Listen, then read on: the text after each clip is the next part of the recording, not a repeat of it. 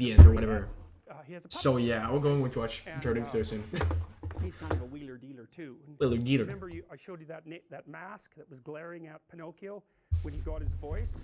It's like Stromboli is one of his manifestations. The fox here is another one of his manifestations, and all the negative characters throughout the movie are manifestations of the same thing. It's partly the adversarial individual, and it's partly the. And I kind of like. I also really like the metaphorical like thing he does with the culture and stuff like that. Oh, you can like push. You can put like cognitive stories into like the culture and what the art we're making, and how it refers to like a bigger history of things and how it structure or the way we orient ourselves. I kind of like this. Negative masculine. It's complicated, but at the same time, I could see like it's like romantic almost. You know, there's something cool about it. Antisocial and tyrannical. So, where there's way more antisocial men than there are antisocial women, which is why there's 20 times as many men in jail as there are women.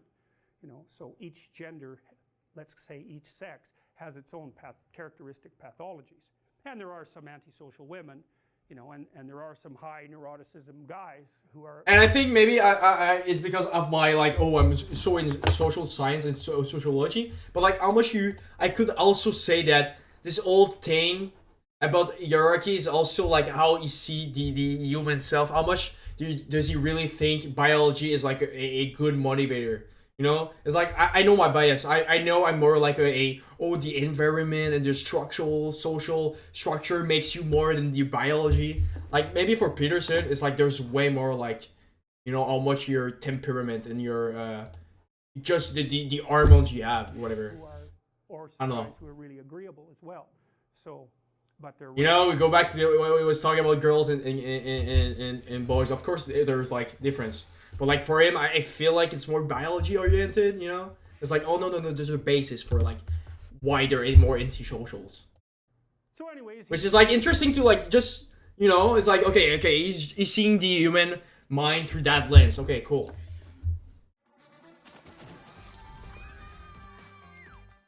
Wow! Ads, bro. Wow, classes. Poster advertising Stromboli's puppet show. So Stromboli's a puppet master. Now that's really worth thinking about, because that's an archetypal theme, or it's at least attached to an archetypal theme.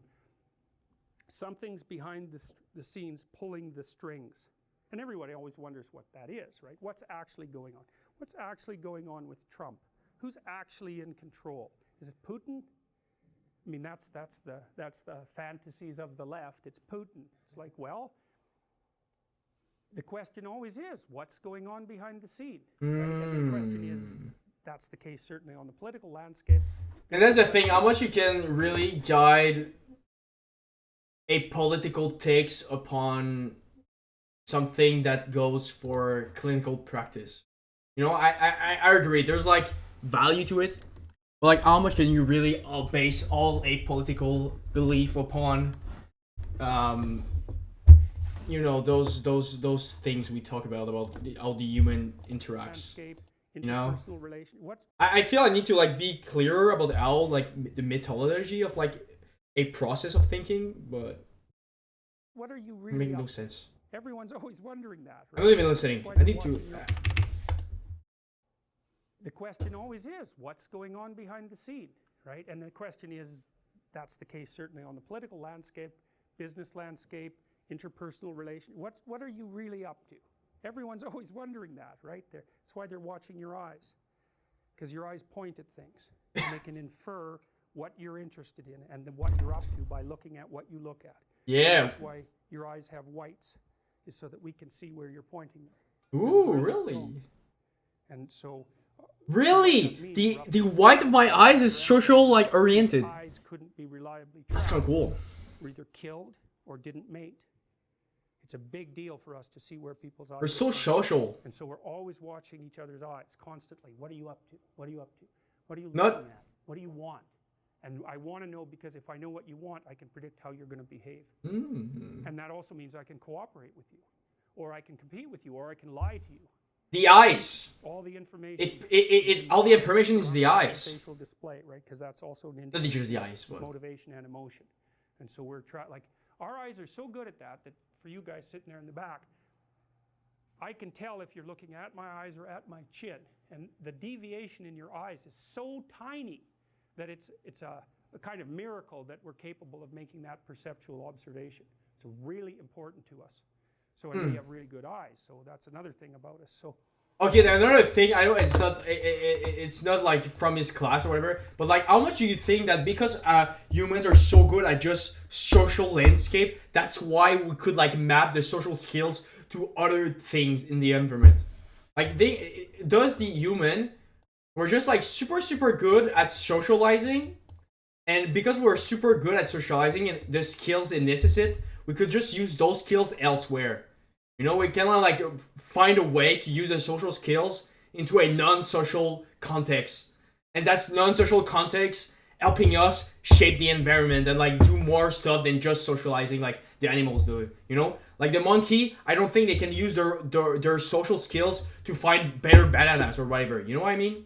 Like how much for a human it could be like a specific thing about like our social tools were used to do something else. You know? We use the social tools not as intended, and it kind of helped us, like, you know, gather information and like structure the world. That's kind of cool to think about.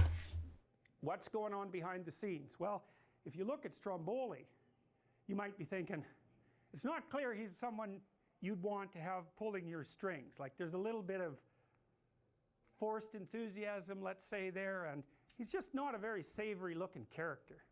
So anyways, the fox knows him, and they start talking about Stromboli, that old joker, and then how they could possibly involve him in some sort of scam because he's back in town.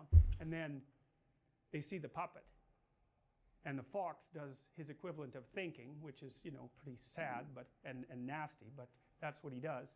And then they see this puppet with no strings, and they think, hey man, a puppet master would pay a lot for something that is capable of semi-autonomous movement like that. It would be kind of a miracle. And so they decide that they're going to money Stromboli.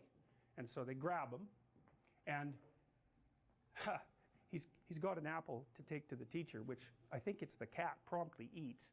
And the fox acts out this sort of false enthusiasm about what Pinocchio is up to and pretends that he's his friend, which is, of course, what your typical pedophile will do. And so this is in the same kind of category. And pretending to be friends with kids. So and one of the things that's interesting to know about pedophiles is that they're predatory, right?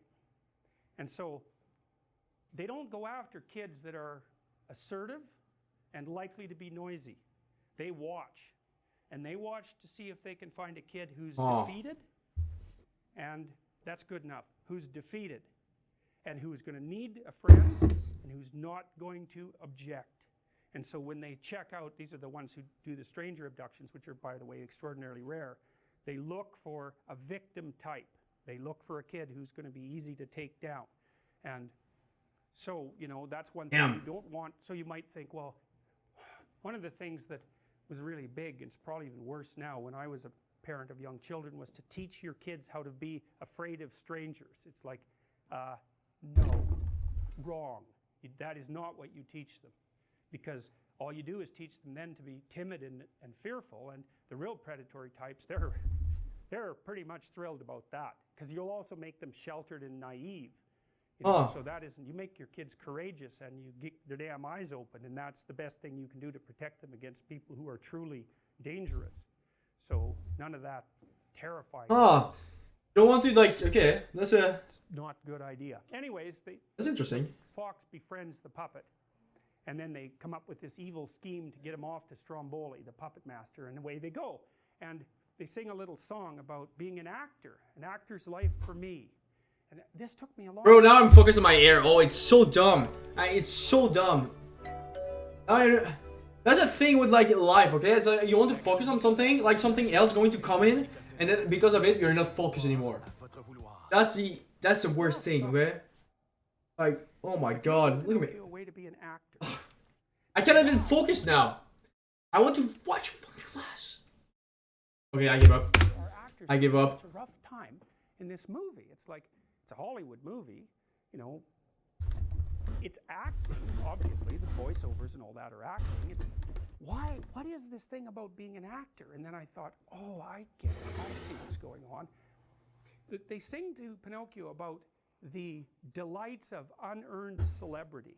So he's done Wait, I missed. And all that are acting. Imagine if I could do that in real class. It's acting, obviously. The voiceovers and all that are acting. It's what is this thing about being an actor? And then I thought, oh, I get it. I see what's going on. They sing to Pinocchio about the delights of unearned celebrity. So he doesn't have to go and get an education. He doesn't have to take the difficult route. He can take the easy way to dominance, to success. Easy way. Success. He can circumvent all the hard work and go right to the top. You know, and when you think about phenomena like the Kardashian family and how popular they are, part of that is this desire that people have for unearned celebrity, because you can get to the top without any sacrifices and without any work. Easy. You know, you think that the people at the top are just there by accident anyways, and it might as well be you. And of course, there's a lot of naivety in that as well, and a fair bit of, you know, not a fair lack of wisdom and all of that. But the actor idea here is that you can pretend to be something you're not, and that's the proper route of anyone wise to success. It's the ultimate in cynicism, and it's a nihilistic perspective as well, and that's how they entrap him. They say, look, why are you bothering to go to school? That's going to take 18 years. With all of your talents, you can just go on the stage, your name will be up in lights, you'll be at the top in no time. And what does the puppet know? And plus, he does have some talents. He is, after all, a semi-autonomous puppet. So cool. Pinocchio's so cool. Exactly know how special that makes him, but the fox can obviously see something in him, and he's good at playing that naivety off and then offering these false promises. But see, the thing is, one of the things that Carl Jung said that I thought was really interesting when he was talking about the Oedipal situation in families, I never forgot this. So the Oedipal situation, roughly speaking, is when, I'll lay out the classic story, is when a child is seriously overprotected, usually a male child by his mother. Now the reverse can be the case, and it can be a female child by the mother and all of that, but I'll just talk about the classic case to begin with. Now, what Freud observed was that there were usually not very good boundaries in families like that. And so the relationship between the husband and the wife was either strained or non-existent. And the wife would often turn to the child to be what she isn't getting from the husband. And so there's a great South Park episode about this. A wonderful South Park episode where the child basically becomes the adult in the relationship. But the child is too protected, so probably can do much or whatever. That's him, yeah. And his mother brings in the dog whisperer to train him, and it's a brilliant episode. If you want to learn about the Freudian Oedipal situation, you watch that. You've got it down cold, because she brings in this expert who then she wants to have an affair with. So that's a boundary issue. And he basically separates her son from him and imposes the same discipline on him that he would impose on a bad dog. Although he also trains the dog's owners all the time, because maybe it's not the dog, maybe it's the owner. I'm lost. Too, about the original horse whisperer that does a beautiful job of laying that out too, because he's very good at fixing problem horses and unbelievably good at diagnosing psychopathology on the part of the owner. He's got a gift for it. But anyways, what happens in the South Park episode is that the dog whisperer gets Cartman, straightened out.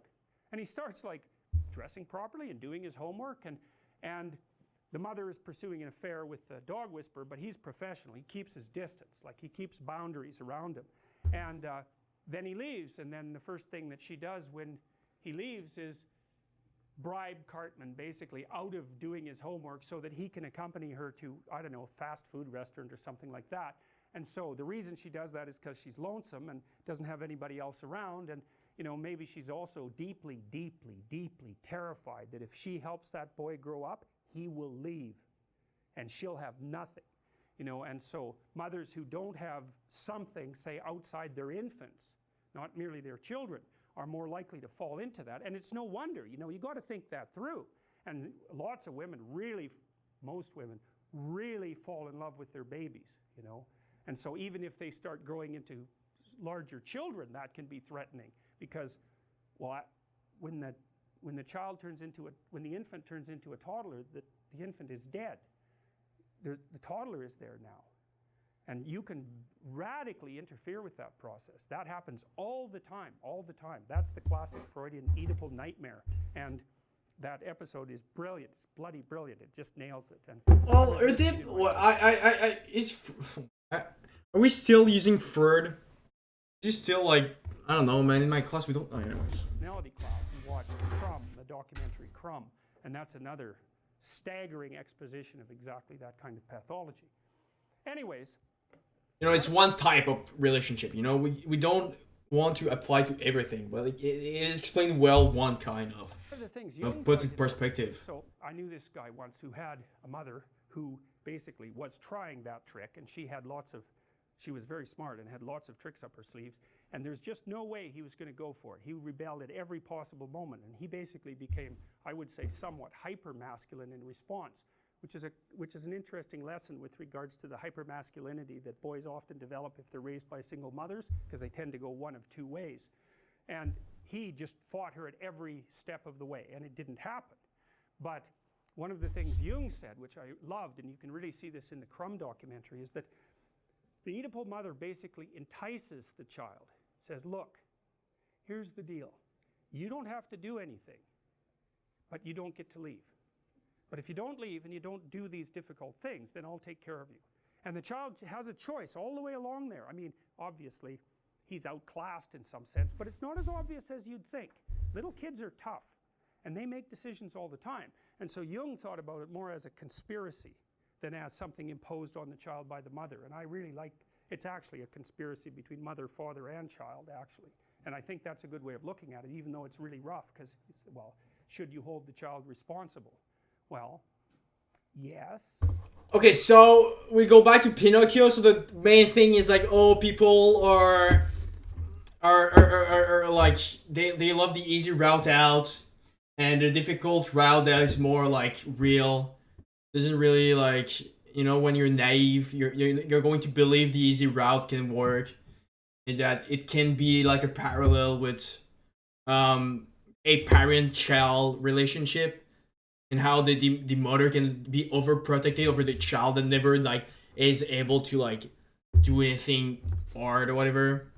And it's like Pinocchio being stuck in that. Is he going to take the hard route, or is he going to take the pedophile that wants to take advantage of him route? Judiciously and not completely, because then if you deal with someone like that as an adult and they're trying to escape from it, you have to go all the way back and figure out how the hell it happened. And then they have to adjust. They have to figure out where they opened the door, like inviting a vampire in, because they can't come in unless you invite them in. So don't invite them in, because once they're in, they're really hard to get rid of. Yeah, and they'll take all your blood. So that's a cautionary tale. So anyways, Pinocchio... They're there to help you, then they take everything out of you. And he's offered the easy way to success, which is exactly what the fox tells him, and off they go to see Stromboli. So this is the song. I'm not going to read it all. It's going to be a celebrity in actor's life for me. You sleep till after 2, you promenade a big cigar, you tour the world in a private car, you dine on chicken and caviar, an actor's life for me. So it's all this idea of wealth and public exposure and zero attention whatsoever to anything regarding responsibility or discipline or learning. And so it's a dual attraction, right? You get everything you want and you don't have to do anything. Jeez, what a deal. And so that's what the actor represents. It's a liar, fundamentally. It's someone who's acting out a deception. They're a persona in the Jungian sense. So the persona is the mask. I don't know Jungian enough. That you might even think you are, but you're not. It's this mask, and that's the actor. That's the persona. So the fox and the cat are inviting mask. What, the persona? Okay, is that the ideal? Because in sociology, there's like a thing about like the roles, and is a persona in Jung kind of like the ideal self you kind of want to get through? Is that the same thing? Being now that ideal self, the role you'll be taking is like... Do anything. Jeez, what a deal.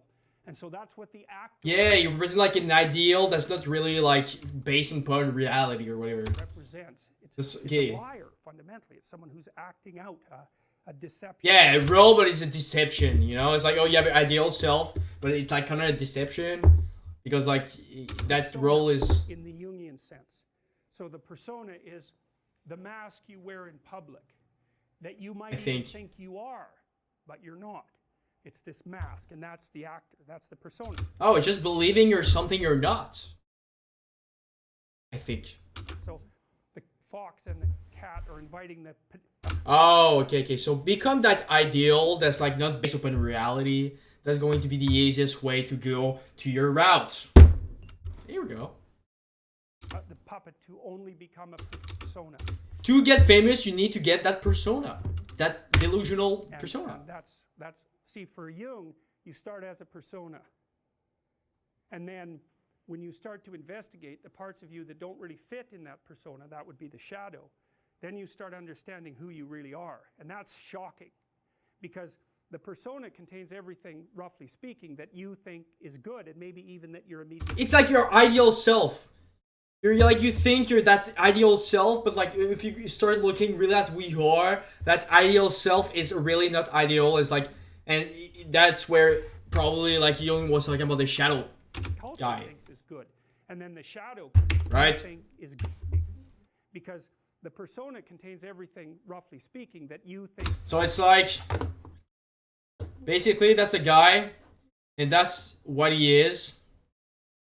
But the thing is, you can believe as much as you want that you're that thing. Your real you is here. And the real you is way more ugly than you think it is. You can deceive yourself that you're only that. But at the end of the day, it's more than that. And it's like, I think if you go back to the path of like success he was talking about, you know, it's like to get easy success, you need to get that self here. You know, but like you don't really see the whatever. I'm not sure. I'm trying to schematize it, but it's like not going great. Is good, and maybe even that your immediate culture thinks is good, and then the shadow contains everything that's not part of that, and some of that's really bad, but some of it is good disguised as bad, and you can't break out of the persona and transcend it until you incorporate a lot of what's in the shadow. And so, for example, if you're an extraordinarily compassionate person, let's say. 98th percentile will say, you're going to be sacrificing yourself to other people all the time. And there are people who will find that extraordinarily endearing. And it will be under some circumstances, but the problem is that you will sacrifice yourself. And that's a really bad attitude to have, for example, towards adult males. It's a great thing for infants, but for adult males, it is the wrong approach. And so you will get taken advantage of continually by people who are looking for someone like you until you grow some teeth. And you'll think, no, that's the opposite of compassion. Being able to bite hard is the opposite of compassion, which it is. And so you'll have that pushed into the predator category. He's going everywhere at once. It's like, I love those type of teachers, but sometimes I just get lost. Where's the main line? You know, I've got my favorite teachers are like that at school, but like I'm trying to like see where is the steps, you know, from what he was saying, from the Pinocchio to the fraud Oedipe to now the construction of a self, and also like the path to like easy, you know. And now we're talking about compassion. Angry, I don't like so I'm a bit confused. Until you bring that out of the depths and put it on so you can use it. This is interesting. A lot of fun facts. And that's kind of Nietzsche's idea of the revaluation of good and evil, right? You have a it's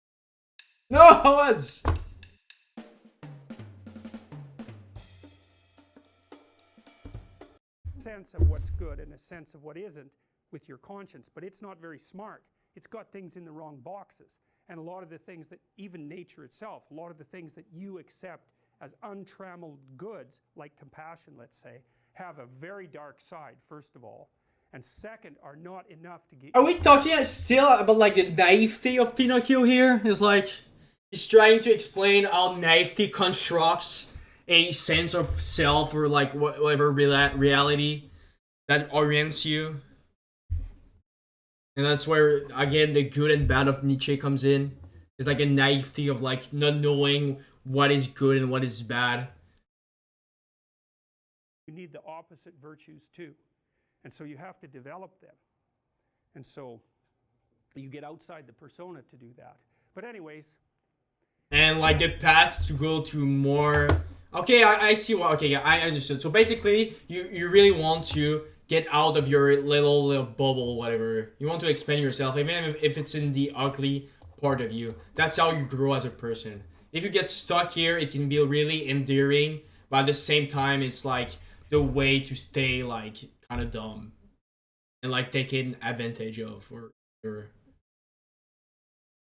Pinocchio is invited to be a false persona. So basically, the false persona is also like the easy route. You know, it's like, oh no, stay here, stay safe with mom.